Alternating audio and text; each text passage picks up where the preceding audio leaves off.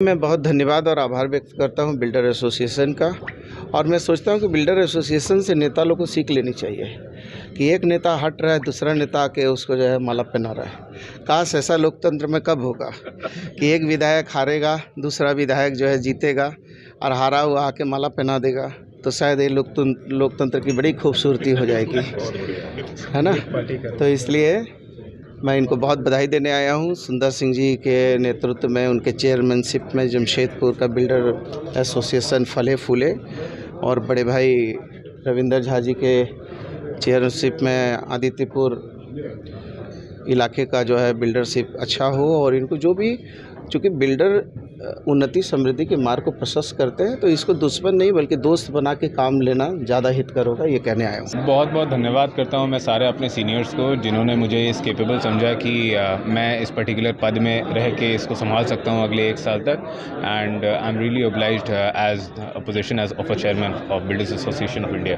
Thank you very much. किस तरीके से आप देखते हैं फ्यूचर, और जैसे आपने बहुत सारी बातें भी आज कही हैं जी कि जो एक जिम्मेदारी लेने का, जो एक विक्टिमाइजेशन की बात आपने की थी, जी, तो कैसे देखते हैं आप चीज़ें? मैं इस तरह से देखता हूँ कि builders association of India government और अथॉरिटीज़ के साथ मिल के जमशेदपुर झारखंड को के डेवलपमेंट को इस स्केल पर लेके जाए, जिससे कि जो है फ्यूचर के सारे नौजवान जमशेदपुर में बहुत ही खुशहाल जीवन और एक मेट्रो की व्यवस्था में रह सकें। और मुझे ऐसा लगता है कि अगर इस तरह से हम लोग चलेंगे तो मोर एंड मोर इंफ्रास्ट्रक्चर आएंगी पूरे एंटायर झारखंड में, एयरपोर्ट्स आएंगे, और जितने भी न्यू जनरेशन के लोग यहाँ से बाहर जा रहे हैं वो सारे के सारे यहीं पे रहेंगे, और एक ऐसा इकोसिस्टम बनेगा जिसमें कि सारे हम लोग बेटरमेंट देखेंगे, यहाँ का मार्केट और बेहतर होगा।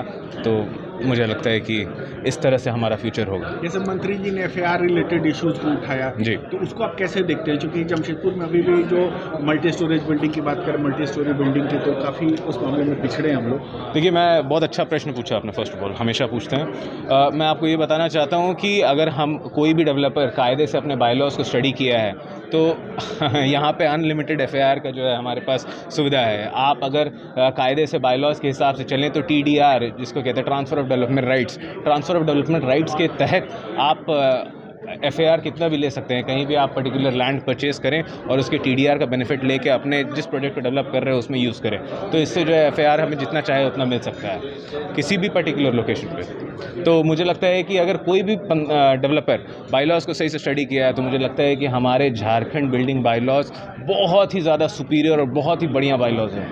अगर इसको सही से यूज़ किया जाए तो बहुत ज़बरदस्त डेवलपमेंट हम लोग उम्मीद कर सकते हैं। देखिए, निश्चित रूप से ग्रेटर जमशेदपुर की बात होनी चाहिए। हमारे माननीय मंत्री बन्ना गुप्ता जी ने जैसा कहा और जो उनका सोच है, निश्चित रूप से मैं उनको बहुत बहुत थैंक्स देना चाहता हूँ कि बहुत महान सोच है माननीय मंत्री बन्ना गुप्ता का। और ग्रेटर जमशेदपुर होना चाहिए, आदित्यपुर उसमें जुड़ना चाहिए, घाटशिला उसमें जुड़ना चाहिए, और पूरा ग्रेटर जमशेदपुर को सामने रखकर जमशेदपुर का विकास होना चाहिए। जिस तरीके से लेकिन आप बोल रहे हैं ग्रेटर जमशेदपुर और चीज़ों को जोड़ने की बात आप कर रहे हैं, लेकिन अब देखिए कि बाकी जगहों पर कम्युनिकेशन एक बहुत बड़ा इशू है।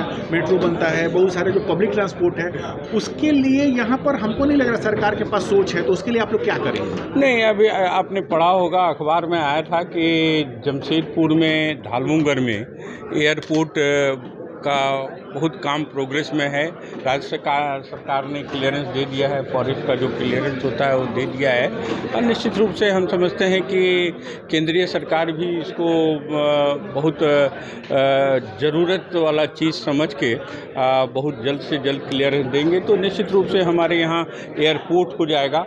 रहा बात, हमारा शहर ग्रीन सिटी और क्लीन सिटी शहर है।